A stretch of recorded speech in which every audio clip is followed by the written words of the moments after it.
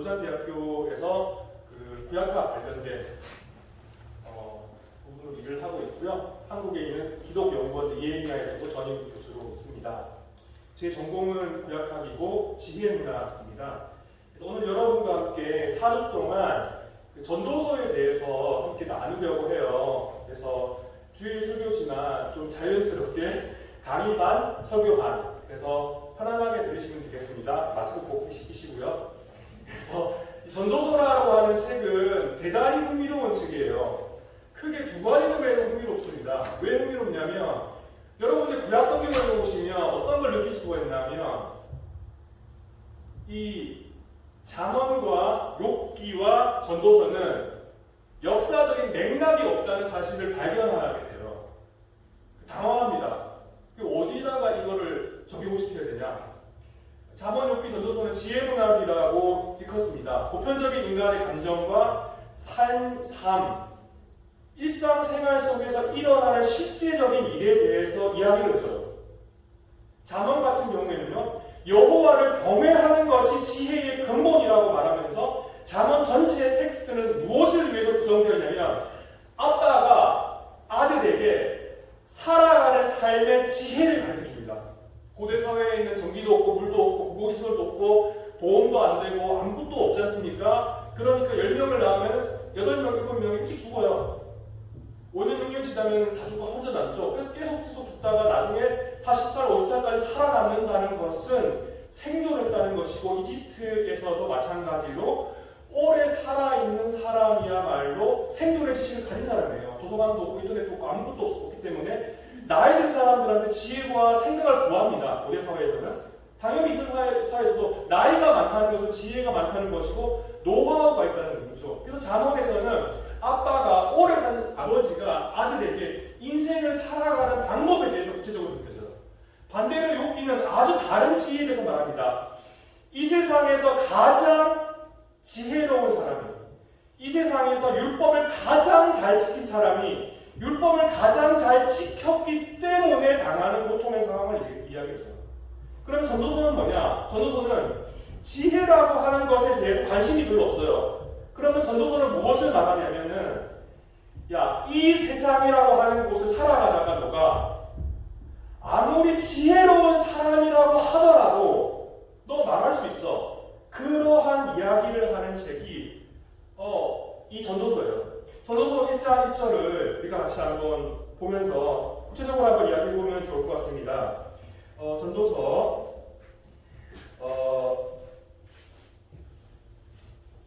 1장 1절에 보시면 저희 개역 개정 성경인데요. 다윗의 아들 예루살렘 왕 전도자의 말씀이다 라고 되어 있습니다.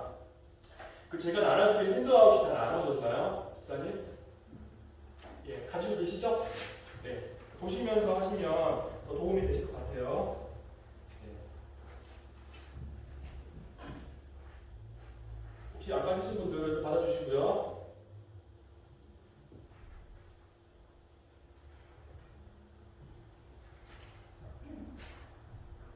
많은 사람들은 전도서를 누가 지었냐?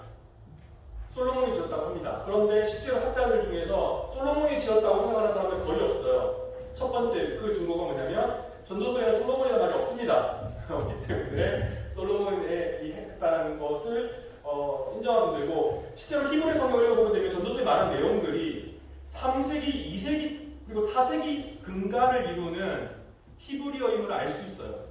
그리고 여러분들이 전도서 읽어보시면 뭘 느낄 수 있냐면 굉장히 철학적인 내용을 담고 있다는 것을 알게 돼요. 그래서 알렉산더가 세상을 정복한 332년을 정도를 기준으로 했을 때 보통 4세기 후반에서 3세기 정도에 지어진 책으로 전도서를 명명합니다. 그럼 전도서는 누가 썼느냐? 첫 번째 구절을 보시면 다윗의 아들 예루살렘 왕 전도자의 말씀이라고 하죠. 그러면 어떠한 작가가 야 이거는 누구누구의 말이라고 하는 거예요. 그래서 2절부터 나오는 것은 이 전도자라고 하는 말, 이것을 우리가 이제 히브리어로 말한다면, 히브리어식으로 이야기한다면 코헬렛이라고 해요. 코헬렛. 예. 이래 잘 안 붙죠? 전도자라고 됐는데 코헬렛이라고 하는 사람의 말을 저자가 가지고 온 거죠. 그래서 3세기나 4세기 후반부에 지어진 책이고 코엘렛이라고 하는 사람의 이야기를 가지고 온 것이에요. 그러니까 코엘렛이라는 사람이 누구냐? 많은 추측이 가능할 뿐입니다. 정확히 누군지는 알 수 없죠. 그런데 많은 학자들은 뭐라고 하냐면 대단히 부유한 사람이었고 나이가 많은 사람이었는데 특히나 죽음을 직면한 죽기 직전에 자기의 삶을 회고하면서 쓴 책이라고 말합니다. 그리고 현자, 지혜로운 사람이었을 거라고 이야기를 해요. 저는 오늘 1장 1절부터 11절까지 말씀을 통해서 헤벨의 의미에 대해서 여러분과 함께 나누기를 원해요. 찰스 디킨스의 그 크리스마스 캐롤 영화 아시죠? 4분 정도가 끄떡끄떡 해주시네요. 스크루지 이야기를 영화로 조금 봤지 않습니까? 이 스크루지 보면은 스크루지가 지독한 부자예요. 돈 안 쓰고 그리고 그 당시에 이제 이 책이 그 1844년에 출간되었는데 그 당시에는 아직 계속해서 그 산업시대 영국의 그 산업시대의 그런 폐해가 있었기 때문에 어린아이들을 학교에 안 보내고 그 노동을 시킨다든지 아니면 저임금 노동을 시키는 그런 환경이 나와요. 그 일하는 그 점원에게 저임금을 주고 구조처럼 일시키고 그 자녀들 중에 장애인도 있고 학교도 못 가고 노동하는 그런 아주 힘든 상황을 보여주는 그 크리스마스 캐롤인데요. 그 과거와 현재와 미래의 크리스마스 유령을 만나면서 이 스크루지가 개과천선하는 영화예요. 마지막 미래에 대한 그 미래를 상징하는 유령이 와서 죽음에 대해서 알려줘요. 스크루지. 이곳이 너가 묻힐 곳이라고 알려주게 돼요. 그 순간 스크루지가 기독교적으로 말하면 회심하면서 영화가 아주 윤리책과 같이 이제 마무리가 되죠. 마찬가지로 이 전도서 코엘렛에서도 죽음과 같은 마지막 장면을 통해서 인간이라고 하는 존재가 허무함 속에서 끝나게 될 것이라고 우리에게 말해줘요. 특별히 전도서에서 가장 중요한 단어, 주일날이 아니면 제가 질문을 해서 여러분에게 대답하는 시간을 가질 텐데 주일날에서 그렇게는 안 하겠습니다. 아무튼데 이 헛되다라고 하는 단어 전도서에서 가장 유명하지 않습니까? 누구에게 물어보더라도 전도서가 뭐라고 말합니까? 하면은 헛되다라고 생각합니다. 헛된 것이 전도서의 주제라고 생각합니다라고 이야기를 하죠. 그러면 헛되다라고 하는 게 뭐냐? 결론부터 말하자면 헛되다라고 하는 번역은 잘못된 번역이에요. 왜냐하면 헤벨이라고 하는 단어는 헛되다라고 하는 단어가 아니에요. 그럼 뭐라는 말이냐? 가끔 제가 잘못했다는 번역이라고 말하면은 저한테 그렇게 말하는 분이 계세요. 성경이 정확무원 하나님의 말씀에 네가 뭔데 성경이 이미 잘못됐다고 말하냐? 하나님이 한국말로 말하는 건 아니잖아요. 그래서 번역은 항상 해석을 이제 과 관련되어 있는데 헛되다라고 하는 헤벨이라는 단어는 여러분이 추운 날 바깥에 나가서 불지 않습니까? 그러면 이 공간에 수증기가 생겨요. 분명히 수증기가 공기방울처럼 생겼죠. 그런데 일시적으로 보입니다. 존재하고 있죠. 그런데 이것은 없어져요. 이게 헤벨이에요. 그럼 그거를 다 쓸 수가 있느냐? 쓸 수가 없어서 영어 단어를 찾은 단어가 vanity라는 단어죠. vanity. vanity는 텅 비어 있다는 의미예요. 그렇기 때문에 이 vanity라는 단어와 헤벨이라고 하는 단어는 똑같지 않아요. 텅 비어 있는 것과 보였다가 사라지는 것과 다르죠? 아무도 끄떡끄떡거리시지 않는 것 같은데 다릅니다. 그럼 헤벨은 어떤 의미냐고요? 구약 성경에 73번 등장하는 이 헤벨이라고 하는 단어는 전도서에서만 38번이 38번이 등장해요. 첫 번째 단어의 이 의미는 뭐냐면 대단히 중요한데 지금 말씀드렸던 것처럼 크게 본다면 이 수증기 호흡이라는 의미가 있고 첫 번째 이 구체적으로 이 수증기라고 호흡이라고 하는 물질적인 의미잖아요. 그 관념적인 의미로 뭐가 있냐면 첫 번째는 뭐가 있냐면 공허, 허무함. 제가 아까 말씀드렸던 vanity예요. ESV, NIV, King James Version 모든 영어 버전 대부분의 버전이 vanity로 번역합니다. 헛되다라는 번역. 두 번째는 뭐냐면 nothingness예요. 존재하지 않는 것. 인간이라고 하는 존재가 영혼의 관점에서 존재하지 않는 거지 않습니까? 헤벨. 세 번째는 뭐냐면 이해할 수 없다요. incomprehensibility예요. 이해가 안 되는 것. 네 번째는 뭐냐면 더 없다. 덫이 없다. 일시적이다. 어떤 순간적이다. 시간의 개념과 관련되어 있죠. 다섯 번째는 기만이에요. 기만.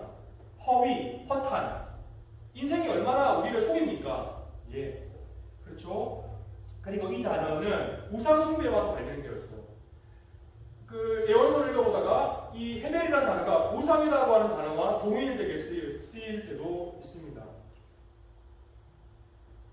그렇기 때문에 중요한 포인트는 헤벨이라고 하는 단어를 영어식으로 한국어식으로 바꿀 때 이 원래 가지고 있는 그 단어의 그 의미와 이 다양한 의미들을 우리가 컨텍스트마다 이렇게 번역을 해야 되는데 그렇게 할 수 없다는 거예요. 단어 자체가 갖고 있는 의미를. 예를 들어서 인생이 수중이다. 그게 무슨 의미입니까? 아무 의미가 없죠. 네. 그러면은 이 의미가 뭐냐? 마이클 폭스라는 학자, 최근에 많은 학자들은 이 헤벨이라고 하는 단어의 의미를 밝히려고 했는데 이 사람들의 말을 결론적으로 말씀드리는 게 뭐냐면은 모순과 불합리입니다. 모순과 불합리와 부조리예요. 예를 들어 설명해 볼게요. 이 장에 보면 어떤 이야기를 하고 있냐면 이겁니다. 야, 내가 힘써서 집을 사고 땅을 사고 차를 사고 다 샀는데 나 내일 모레 죽는다? 그런데 이거 멍청한 내 아들한테 다 물려줘야 되는데 이거 얼마나 인생이 헤매리니? 그때 사용돼요. 이 상황에서는 무엇을 말하고 있어요? 내가 열심히 일을 해서 내가 벌어들인 소득을 내가 누려야 되는데 내 자식에게 넘겨주는 게 이게 모순이라는 거예요. 다른 예를 한번 들어볼게요. 나는 열심히 노력해가지고 성실하고 정직하게 잘 살았는데 내 인생은 너무 불행해요. 너무 자식이 하는 거 보니까 부인이 막 바람나고 너무 불행해요. 나는 정말 정직하게 살았는데 근데 옆집 사람들을 보니까 담배 피고 알코올 중독증에 도박하고 막 망나니처럼 살아가 인생이 너무 부끄러운 인생을 살았는데 너무 하루하루를 즐겁게 살아가는 사람은 그것은 모순이고 부조리고 불합리예요. 코엘렛은 또한 세상에서 핍박받는 사람들을 봐요. 정직하게 살아갔지만 핍박받는 사람들을 봐요. 그럼 왜 저 사람들은 정직하게 살아가는데 핍박받고 압제받으며 살아가느냐? 그것은 또한 사회의 거대한 악이고 모순이고 헤벨인 것이에요. 그러므로 모순, 부조리, 불합리의 관점에서 헤벨을 해석하기도 합니다. 다른 이야기를 많이 하고 있지만 시간 관계에서 한번 지나가 보면 그럼 2절부터 좀 생각해 본다면 2절에서 헛되니 모든 것이 헛되도다. 간단히 말해서 세상에 있는 모든 것들을 인간의 모든 행위들을 인간의 모든 역사를 이 지구의 모든 그 시간과 행위와 피조물의 모든 세계들을 전 우주의 모든 것들을 다 합쳐 보아도 그 총합이 결국 헤벨들을 다 합친 것일 뿐이고 결국에는 다 헤벨이라는 것입니다. 그런데 우리가 주의해야 될 것이 있어요. 그러면 그 모든 것이 헤벨이라고 하는 의미가 텅 빈 아무것도 없다는 거 의미냐? 그게 아니에요. 제가 말씀드렸죠? 아무것도 없다라고 하는 것, 아무것도 없는 헛되다라고 하는 것이 코엘렛이 말하고 하는 포인트가 아니에요. 그런 포인트가 뭐냐? 모든 것이 헛된 어떤 대상을 정합니다. 그리고 이것은 헛되고 이것도 헛되고 저것도 헛되고 이것도 헛되고 많은 것들이 헤벨이라고 시작한 다음에 이렇게 말해요. 너의 인생에서 헛되지 않은 것, 헤벨이 아닌 것이 있어. 그것을 찾기를 바래요. 코엘렛은. 그래서 영세주의와 달라요. 영세주의는 모든 것을 부정하죠. 모든 것을. 정광훈처럼. 정광훈은 모든 것을 부정하죠. 네. 갑자기 말이 없으시네요. 정부가는 걸 부정하지 않습니까? 바이러스 퍼져서 사람 죽고 막 난리 났는데도 전혀 공리가 안 되시는 분도 계신 것 같고 정광훈을 좋아하시는 분이 있으실지 모르겠지만 어쨌든 네. 중요한 포인트가 그거라는 거예요. 삶의 참된 의미를 찾아가는 과정이라는 거죠. 내 인생에서 헤벨인 것을 지워내면서 참된 인생의 의미를 찾아가기를 바라고 있어요. 3절부터 8절까지는 한마디로 말하면 삶의 모든 수고로, 수고라고 하는 단어는 히브리어로 아말이라고 하는 단어예요. 그것은 뭐냐면 수고라고 하는 단어는 노동입니다. 노동자가 아닌 분은 없지 않습니까? 이 세상에. 다 노동자예요. 가정에서 노동을 하고 직장에서 노동을 하고 다 노동을 하죠. 삶의 모든 수고로움은 아무런 유익이라고 하는 단어는 이트론이라는 단어예요. 코엘렛은 이게 정말로 내가 하고 있는 행위가 나에게 이트론이 있느냐, 나에게 유익이 있느냐, 그 관점에서 판단하기도 원해요. 또한 노동, 이 노동이라고 하는 거 여러분 앉아있는 것도 노동이지 않습니까? 앉아있는 게 힘들잖아요. 집에 그러는 게 노동이라고 하는 것도 내가 정말로 이게 나에게 가치가 있는 것이냐는 관점에서 평가하기 원해요. 그런데 코엘렛이 말하는 말은 뭐냐면 그 어떠한 수고로운 노동도 인간에게 유익이 없다라고 하는 것을 이야기하고 있어요. 해 아래에서 수고하는 모든 수고가 사람에게 무엇이 유익한가? 유익하지 않다는 거죠. 여기서 또 중요한 것은 뭐냐면 해 아래에서 하는 수고가 중요하다는 거죠. 해 아래에서 행하는 모든 것이 해 아래 하는 수고가 다 유익하다고 말한다면 그러면은 뭐가 의미가 있는 거니? 그 의미를 생각하는 과정이라고 했죠. 해 아래에서 행한다는 그 의미를 코엘렛은 반복해서 설명해요. 그러면 해 아래라는 게 무슨 의미냐? 코엘렛은요, 해 아래에서 행하는 모든 것이 헤벨이라고 말함으로써 해 위에 영원한 세계에 정말로 우리에게 유익한 그 무엇이 우리에게 있다는 것을 상징적으로 이야기해줘요. 지금 우리가 살아가는 세상은 암울하고 공허하고 다 의미 없고 헛되고 더없이 지나가는 것이지만 나가 죽은 이후에 영원한 세계에서는 영원한 그곳에는 영원한 가치와 본질이 있다고 우리에게 말해주는 것이죠. 그렇기 때문에 이게 도덕적인가 도덕적이지 않느냐, 윤리적인가 윤리적이지 않느냐 그 문제를 말하고 싶은 게 아니에요.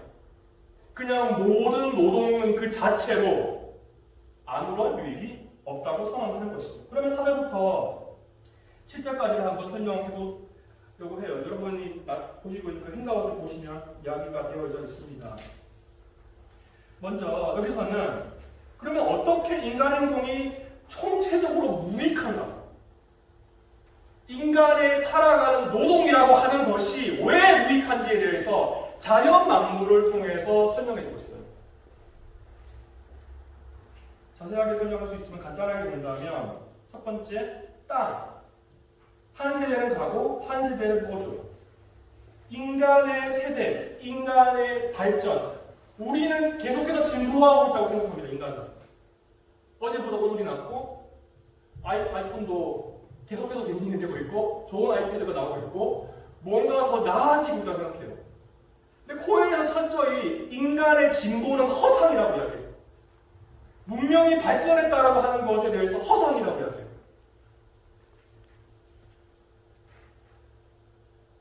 한 세대는 가고 한 세대는 오되 땅은 영원히 있도다.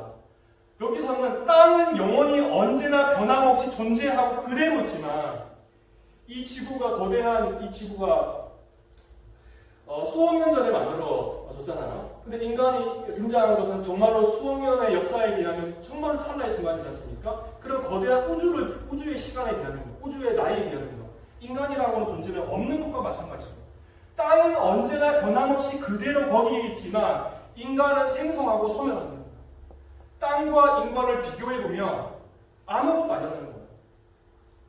인간의 유한성에 대해서 이야기를 하고 있어요. 해는 뜨고 해는 지되 그 떴던 곳으로 빨리 돌아간다고도 말합니다. 해가 해를 의인화시켜서 설명해요. 해는 떴던 곳으로 빨리 안 돌아가죠. 이거를 보고 지동설과 천동설의 차이에 대해서 이야기하면서 그런 건 아무 의미가 없죠. 시적인 표현이기 때문에 해가 서쪽에 졌어요. 그런데 빨리 갔던 곳으로 돌아갑니다. 왜 돌아가는 걸까요? 돌아가는 이유가 있죠. 노동하려고, 노동. 다시 코엘렛의 관점에서 해는 끊임없이 반복하고 있어요. 왜 떴던 곳으로 다시 돌아가냐면 여러분 왜 밤에 잡니까? 내일 노동하려고 하는 거잖아요. 노동하려고. 다시 뜨려고. 반복적인 노동에 대해서 이야기를 하고 있어요. 그것을 통해서 인간과 자연 만물은 동등하게 반복된 노동을 하고 있다고 이야기를 하고 있어요. 두 번째는 뭐냐면 바람이죠. 바람은 나무로 불다가 두루로 돌아가며 이리 돌아가며 저리 돌아가며 바람은 그 물던 곳으로 돌아가며 여기서는 두 가지가 있어요. 임의성이 임의성. 물론 고기압골 저기압골 하면서 고기압골 저기압골 사이에 그 기압 차이에서 바람이 발생한다고 우리 설명하고 있죠. 그런데 바람이 정말로 진실로 어디서 왜 무슨 목적으로 발생하는지 아무도 모릅니다. 그냥 바람은 여기서 저기서 부는 거예요. 바람이 목적이 있습니까? 이리 불고 저리 불다가 뭐라고 말하고 있습니까? 저리 돌아 바람은 그 불던 곳으로 돌아간다라고 말합니다. 왜 불던 곳으로 돌아간다고 말할까? 다시 그 행위를 반복하기 위해 한다. 반복성이 반복성. 그 다음 모든 강물은 다 바다로 흐르되 바다를 채우지 못하며 바다를 채우지 못한다는 게 중요해요. 강물은 어느 곳으로 흐르든지 그리로 영하여 흐르니라. 강물은 흘러가는 대로 흘러가죠. 여기서 마찬가지로 목적이 없는 걸 이야기해요. 수증기가 돼가지고 바다에 있는 게 수증기가 되고 다시 물로 떨어져가지고 강이 흘러가는데 목적이 없어요. 그냥 흘러가는 거예요. 그리고 또 중요한 것이 있는데 만족이라고 하는 개념이 나옵니다. 바다를 만족시키기 위해서 강물이 끊임없이 부어 들어가지만 바다가 만족되지 않아요. 비유적으로 인간의 삶도 그러하다는 거예요. 문명이 끊임없이 발전하고 진보하고 있다고 말하지만 돈에 대한 인간의 욕망은 그대로예요. 과거와 현재와 미래가 그대로죠.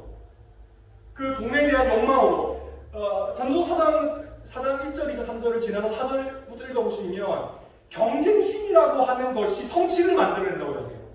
무엇이 성취를 만들어내느냐? 나의 업적을 만들어내, 회사에서 업적을 만들어내려면 그것은 아주 알량한 정직하고 무슨 뭐 고상한 목적이 아니고 경쟁심이라고 이야기해요. 질투심.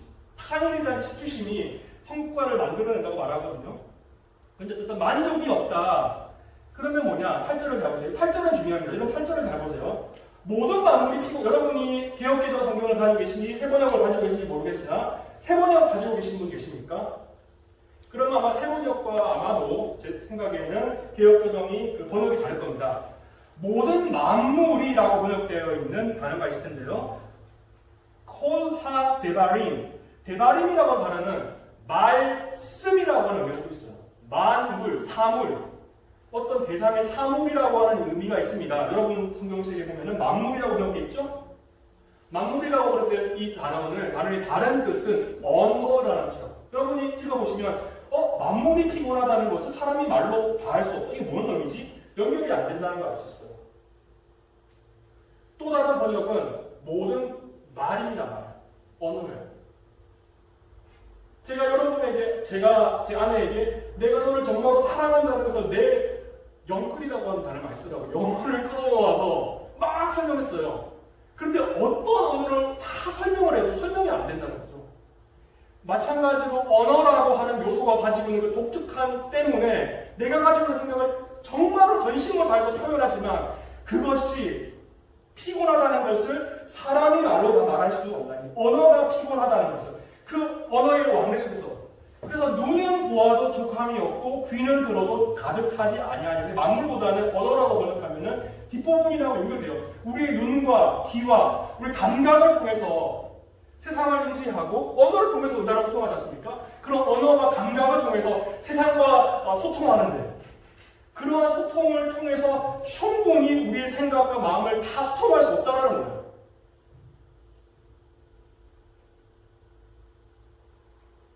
그 처음 언어가 가진 목적의 의미를 전달하지 못해 전달해야 하는 게 사물을 인지하는 시각과 청각이 인간의 궁극적으로 인간의 욕망을 만족시킬 수 없다는 것을 언급하고 있어요. 사람의 인지 능력이. 여러분의 감각들이 여러분의 내면에 있는 욕망을 충족시킬 수가 없다는 거예요. 마찬가지로 바다를 강물이 만족시킬 수가 없다는 것과 연결되어 있죠. 우리 안에 있는 욕망들이 만족되지 않는다. 9절에서 11절까지는 간단하게 본다면 이미 있던 것이 후에 다시 있겠고 이미 한 일을 후에 다시 하리라. 여기는 뭐냐면 세상에는 새로운 것이라고 하는 것은 존재하지 않는단 말이에요. 새로운 것. 해야 되는 새 것이 없는 것. 무엇을 가르쳐 이르기를 보아라. 이것이 새 것이라 할 것이 있으랴. 우리가 있기 오래전 세대들에도 이미 있었느니라. 이전 세대들이 기억됨이 없으니 장래 세대도 그 후 세대들과 함께 기억됨이 없으리라. 여기서는 두 가지를 말하고 있어요. 내가 했던 모든 경험, 내가 존재하는 문명, 인류, 인간, 그 모든 인류와 인간이 추구하는 그 방향성에서 산출해내는 그 모든 제품들과 어떤 발명품들과 문화와 지식과 그 지식의 체계들과 법률과 건축물과 그 모든 것들이 새로움을 산출하고 있다라고 인간은 생각하고 있지만 누군가가 코엘렛에 이렇게 질문한다면 여기에 새로운 것이 있습니까? 라고 하는 그 질문에 대해서 그렇지 않다는 거예요. 물론 어떤 사람들은 야만적인 고대 사회보다도 지금 이 시대가 민주주의가 발전했고 민주주의 지도를 가지고 있기 때문에 새롭다라고 말할 수 있을지 모르죠. 그런데 여기서 코엘렛이 말하는 새로움의 개념은 무엇과 연결시켜야 되냐면 나에게 유익이 되냐는 거예요. 새로움이 나에게 유익이 되냐. 그런데 유익이라고 하는 측면에서는 새로울 것이 없다라고 하는 것이죠. 왜냐하면 1장 8절에서 봤던 것처럼 나의 욕망을 충분히 채워주지 못하기 때문에 그래요. 그리고 인간의 만족에게는 뒤에 보면 나오겠지만 인간의 만족에는 끝이 없고 그러므로 인간의 언어의 체계, 문명 그것이 바뀌고 변화된다 하더라도 나의 욕망을 채워주고 나에게 이 프로를 가져다 주지 못하기 때문에 그 어떠한 새로움도 존재하지 않는다는 거예요. 제가 4년 전에 취리대학 와가지고요. 취리 호수를 바라보면서 너무 행복했어요. 사무실에서. 매일 나갔습니다. 네, 수영을 안 했지만 3, 4일 지나니까 너무 따분했어요. 네, 너무 따분해가지고 스위스에 산다고 그러면 여러분도 그런 말씀 많이 듣지 않습니까? 지루한 것들. 코엘렛은 새로운 것이 없다는 것은 결론적으로 반복되는 인간의 활동에는 전혀 참된 창조라고 할 만한 것이 없다. 그것을 이야기해 주셨어요. 또 다른 중요한 포인트가 있는데 뭐냐면 인간의 삶이 왜 해결이고 왜 무익하냐. 우리가 생활하는 모든 노동이 왜 무익하고 해결이냐면 망각의 영역 속에 들어가기 때문에 그래요. 물론 도서관에 저희 집에도 족보책이 있거든요. 안동고지 자율공파입니다. 자율공파. 제가 자율공파인데 족보책에 있습니다. 족보책에. 물론 족보책이. 근데 여기서 말하는 족보책이 말하는 거예요. 여러분의 기억 속에서. 인간의 기억 속에서 누군가에 대한 기억이 사라진다는 것은 존재하지 않는다는 겁니다. 그래서 코엘렛은 전도서 전체에서 과거라고 하는 영역은 과거는요. 망각 속에 이미 들어가 있어요. 그러므로 미래도 망각된 것일 뿐이에요. 그리고 미래는 더 심각한 것은 뭐냐면 미래라고 하는 공간은 불확실한 세계예요. 예측할 수 없는 세계예요. 9장, 10장, 10장, 11장, 12장에 그것을 말합니다.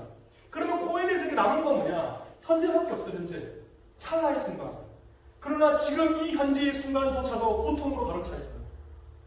그러면 지금까지 했던 내용들을 한번 정리를 해보려고 해요.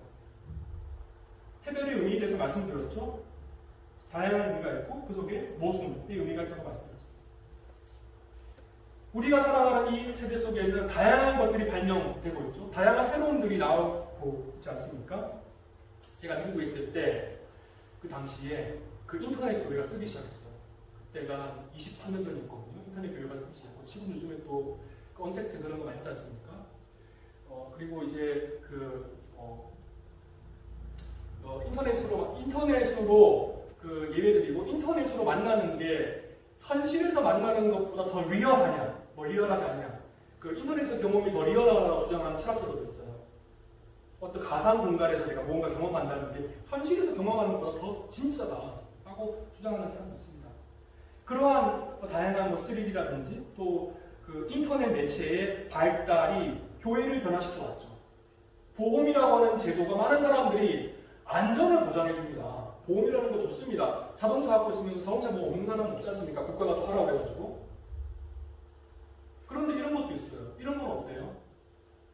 미국의 많은 교회가 10년, 20년 전부터 직면한 문제가 있는데 가끔씩 중고등부 전도사나 교육부 전도사가 다 그렇다는 걸 압니다만은 그 아이를 가르칠 때 카톨릭 교회도 그런 게 있었지 않습니까? 신부가 30년, 40년 동안 수십 명의 어린아이를 성추행해가지고 그 사건에 대해서 뭐 로마 교황청이 그걸 침묵했고 그런 게 있지 않습니까? 교회가 막 소송이 10억씩 붙고 이래서 교회가 막 파산이 나고 그런 경우가 있어가지고 안 되겠다. 보험을 들자.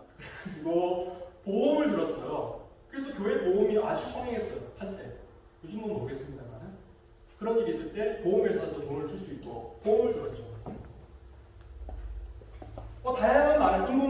인공지능과 세상이 점점 더 무역이 발달되어 가고 예측할 수 없는 시대에 점점 더 많은 사람들 오브젝트에 기반한 이 기업과 기술에 도전을 하게 되죠. AI와 이런 것들에 대해서. 그런데 코엘렛은 우리에게 중요하게 질문해요. 진정으로 인류는 문명이 발전하고 기술이 발전함으로써 더 나은 인간다움을 누리고 있느냐? 더 나은 행복을 누리고 있느냐? 인간으로서 누려야 될 기쁨과 삶의 즐거움을 누리고 있느냐라고 질문해요. 거기에 대해서 코엘렛은 회의하고 있어요. 과거라고 하는 것이 어떠한 문명이든가를 망각 속에서 다 사라진다고 한다면, 그리고 미래라고 하는 것이 내가 행한 그 모든 성취에 대하여서 보상이 주어지지 않는 미래의 시스템이라고 한다면 남는 것은 현재밖에 없는데, 그러므로 코엘렛은 끊임없이 이야기해요. 현재 이 순간을 즐기라고 해요. 즐거움. 아무리 변화가 이상적인 정치 제도가 출현한다 하더라도 그것이 인간 내면의 죄성을 제거하지 못한다면, 아무리 좋은 기독교의 형태가 발생한다 하더라도 정광훈과 같은 인간은 막을 수 없습니다. 사람이 많이 죽어가고 있지 않습니까? 인간 내면의 죄성을 제어할 수는 없어요. 민주주의 제도가. 극상의 사회주의와 막시즘이 출현한다고 하더라도 빈곤의 문제를 해결하지 못해요. 아무리 인간 시스템이 발달한다고 하더라도 허상 속에서 인권의 문제를 해결할 수 있을 거라고 생각하죠. 그러나 해결하지 못합니다. 왜냐하면 인간은 주인이기 때문에. 여러분에게 이 영화를 말씀드리면서 마치려고 제가 한 10번 정도 본 영화인데, 제가 1998년도에 미국에 있을 때 이 영화가 그 비디오 테이프가 있을 때 하나밖에 없었어요. 그래서 엄청 많이 봤어요. 이 제목이 그 사랑의 블랙홀이라고 한국어로 되어 있는데, 그라운드워크 데이 혹시 보러 오신 분 많이 계시죠? 아무도 없으신 것 같은데 엄청 재밌습니다. 엄청. 그 타임루프 영화 중에서 거의 탑3라는 영화거든요. 꼭 보세요. 그래서 하루가 매일 반복돼요. 2월 2일 6시 그 시간이 반복돼요. 그래서 이 사람이 착한 짓도 하고 나쁜 짓도 하고 별의별 짓도 하다가 그 사실을 받아들이지 못해서 자살을 해요. 왜냐면 죽어도 그 다음에 또 살아나거든요. 그래서 계속 하다가 이 사람이 이렇게 살지 말자. 어차피 반복되는 인생 내가 좀 보람있게 살자. 뭔가를 배우기 시작해요. 조각도 배우고 착한 일도 하고 그렇게 해요. 그러다가 사랑에 빠집니다. 사랑에. 진실한 사랑을 만나요. 그래서 이 사랑을 얻기 위해서 매일매일 이 여자에게 다가가서 이런 일도 해보고 저런 일도 해보고 안 됩니다. 근데 결국 자기의 진심과 이 여성의 진심이 만나서 사랑에 빠지게 돼요. 이 이야기 하니까 눈이 청소름하시네요. 사랑에 빠지게 되고 하루가 그 타이밍과 끝나죠. 이 영화가 말해주는 것이 있어요. 이 영화 자체로만 보면은 한 개인이 참된 행복과 즐거움을 찾는 순간 반복된 타임루프가 끝납니다. 이 영화에서. 영화 구조상. 코엘렛이 우리에게 말해주는, 지금 우리가 보는 본문에는 없지만요, 해별로 가득 찬 인생이에요. 새로운 곳이 없는 인생이에요. 여러분 하루하루가 지겹잖아요. 하루하루가 지겨워가지고 삶이 이탈되고 바람도 피고요, 갬블링도 하고요, 마약에도 손을 대고 많은 것을 하지 않습니까? 그 속에서 우리는 반복되는 하나님의 창조의 질서 속에서 그 새로움을 찾아 나가야 돼요. 코엘렛은 우리에게 그것을 말해요. 땅과 태양과 바람과 물과 언어가 반복된 그 루프 속에서, 타임 루프 속에 매여가지고 인류의 총체가 반복된 인생을 살아가고 있고, 그 속에서 의미 없는 행위를 하는 헤벨과 같은 삶을 살아가고 있어요. 그것이 우리가 살아가는 인생입니다. 그리고 나라고 하는 존재는 시간 속에서 망각되어지고 사라지고 아무도 나를 기억하지 못해요. 나는 그러므로 지금 찰나를 살 뿐이에요. 그리고 그것은 안개일 뿐이고 허상일 뿐이고 내 인생이라고 하는 것은 아무것도 없어요. 이 순간이, 이것을 깨닫고 인지하고 인식하는 순간이 바로 그리스도의 은혜가 필요하고 그리스도와 함께 살아가는 그리스도인의 삶이라고 하는 것이에요. 같이 함께 기도하겠습니다.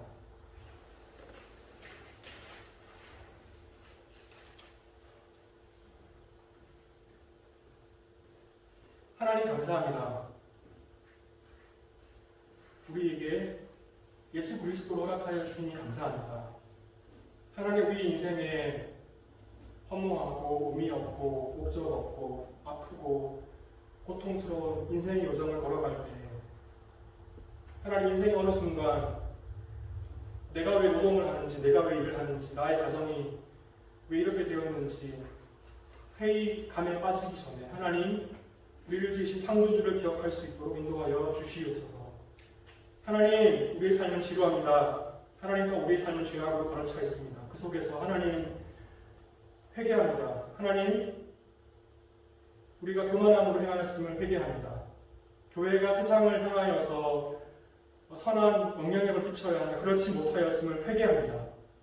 하나님 우리가 죄인 되었음을 회개합니다. 용서하여 주시고 회복하여 주시옵소서. 예수 그리스도의 보혈에 다시 한번 우리의 마음을 정결하게 하여 주시옵소서. 하나님 하루하루가 헤매의 삶이 되어지지 않기를 원합니다. 하루하루가 그리스도와 함께 새로운 피조물로 걸어가는 삶이 되어지기를 원합니다. 하나님 한국 땅에 많은 사람들이 죽어가고 있습니다. 교회가 지탄의 대상이 되어가고 있습니다. 교회를 향하여 욕을 하고 침을 뱉습니다. 하나님 많은 사람들이 교회를 떠나가고 있습니다. 하나님 우리가 그 일이 우리의 일이 아닌 것처럼 생각하지 않게 하여 주시옵소서. 하나님 우리가 아픈 마음으로 같은 마음으로 기독교인으로서 그리스도인으로서 세상의 빛이 되지 못함에 대하여서 처절하게 회개하고 자복할 수 있도록 인도하여 주시옵소서. 하나님 그리하여서 하나님 우리가 말로써 하는 것이 아니라 우리의 삶으로서 세상을 향하여서 헤벨이 아닌 삶이 여기에 있다라고 말할 수 있는 모든 그리스도인들이 될 수 있도록 인도하여 주시옵소서. 감사하며 찬양하며 예수님의 이름으로 기도하였습니다.